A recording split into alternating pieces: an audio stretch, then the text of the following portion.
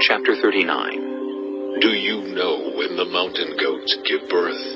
Do you watch when the doe bears her fawn? Do you count the months till they bear? Do you know the time they give birth? They crouch down and bring forth their young. Their labor pains are ended. Their young thrive and grow strong in the wilds. They leave and do not return. Who let the wild donkey go free?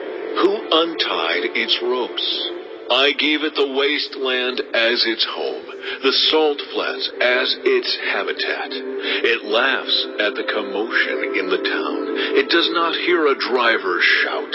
It ranges the hills for its pasture and searches for any green thing. Will the wild ox consent to serve you? Will it stay by your manger at night?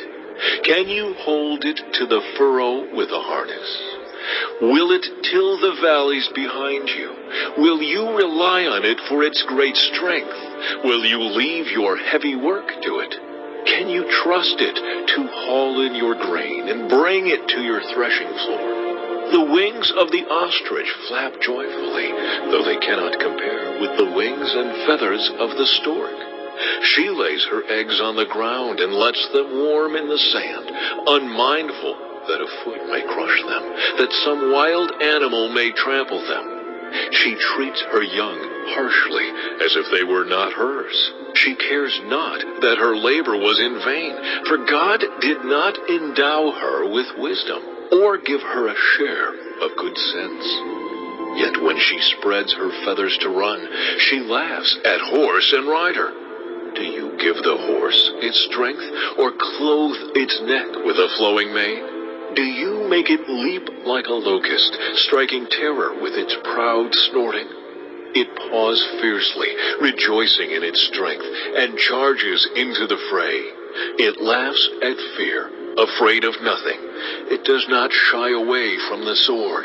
The quiver rattles against its side, along with the flashing spear and lance. In frenzied excitement, it eats up the ground. It cannot stand still when the trumpet sounds. At the blast of the trumpet it snorts, aha! It catches the scent of battle from afar, the shout of commanders and the battle cry.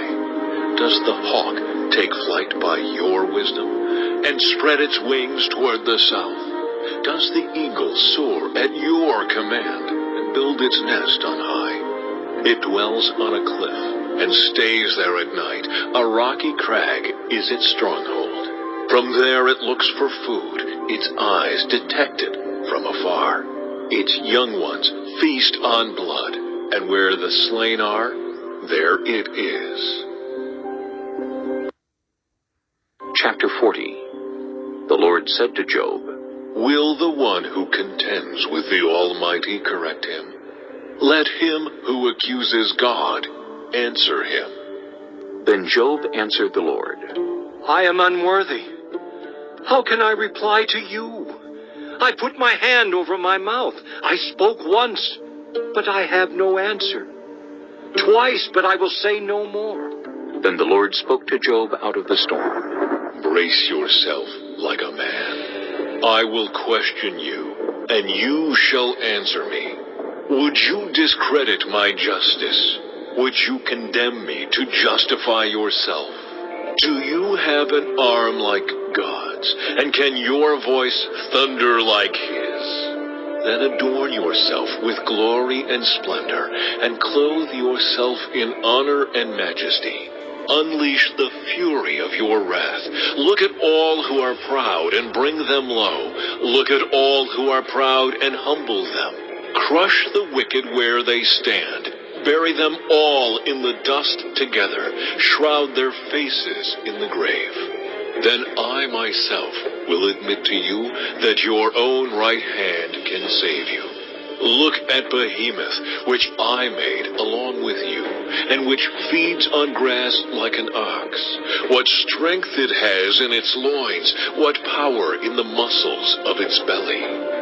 Its tail sways like a cedar. The sinews of its thighs are close-knit. Its bones are tubes of bronze. Its limbs like rods of iron. It ranks first among the works of God, yet its maker can approach it with his sword. The hills bring it their produce, and all the wild animals play nearby. Under the lotus plants it lies, hidden among the reeds in the marsh. The lotuses conceal it in their shadow. The poplars by the stream surround it.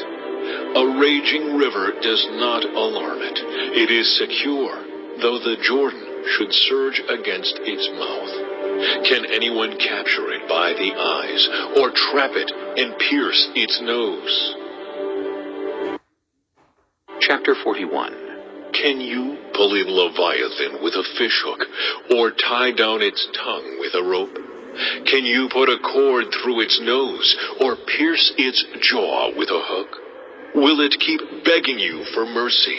Will it speak to you with gentle words?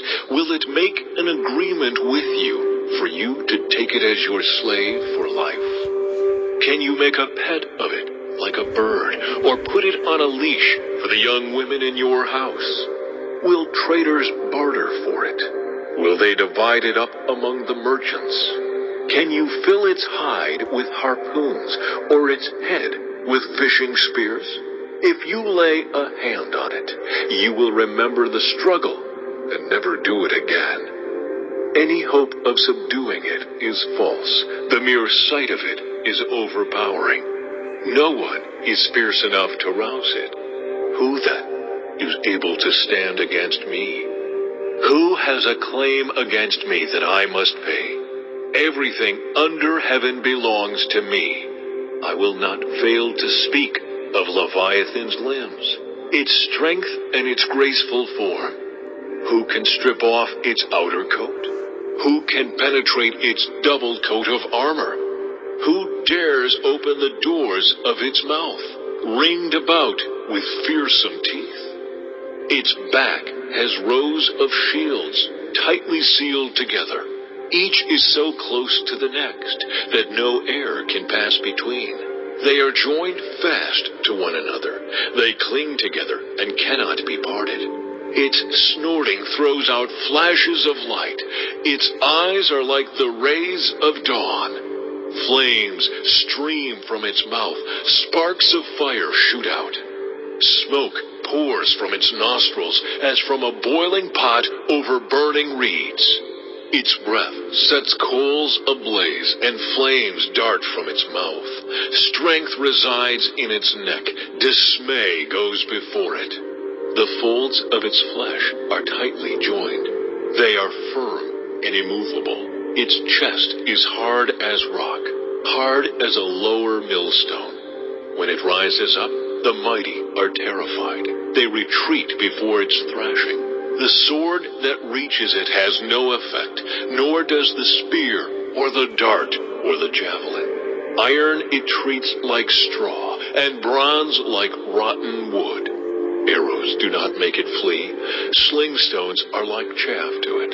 A club seems to it but a piece of straw. It laughs at the rattling of the lance. Its undersides are jagged potsherds, leaving a trail in the mud like a threshing sledge. It makes the depths churn like a boiling cauldron, and stirs up the sea like a pot of ointment. It leaves a glistening wake behind it. One would think the deep had white hair. Nothing on earth is its equal, a creature without fear. It looks down on all that are haughty.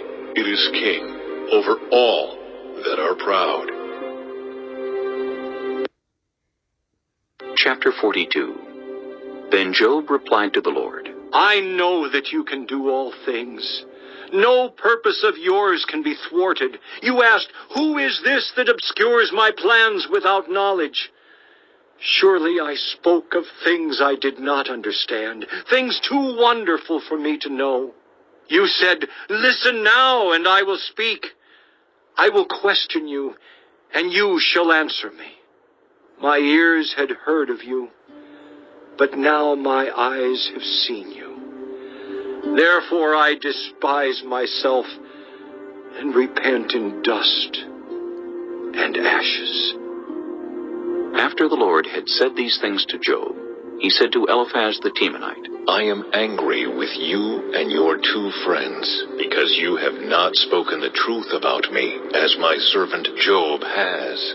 So now, take 7 bulls and 7 rams, and go to my servant Job, and sacrifice a burnt offering for yourselves. My servant Job will pray for you, and I will accept his prayer and not deal with you according to your folly. You have not spoken the truth about me, as my servant Job has. So Eliphaz the Temanite, Bildad the Shuhite, and Zophar the Naamathite did what the Lord told them, and the Lord accepted Job's prayer. After Job had prayed for his friends, the Lord restored his fortunes and gave him twice as much as he had before. All his brothers and sisters and everyone who had known him before came and ate with him in his house. They comforted and consoled him over all the trouble the Lord had brought on him, and each one gave him a piece of silver and a gold ring. The Lord blessed the latter part of Job's life more than the former part. He had 14,000 sheep, 6,000 camels, 1,000 yoke of oxen, and 1,000 donkeys. And he also had 7 sons and 3 daughters. The first daughter he named Jemimah, the second Keziah, and the third Keren-Happuch. Nowhere in all the land were there found women as beautiful as Job's daughters, and their father granted them an inheritance along with their brothers. After this, Job lived 140 years. He saw his children and their children to the 4th generation. And so Job died, an old man and full of years.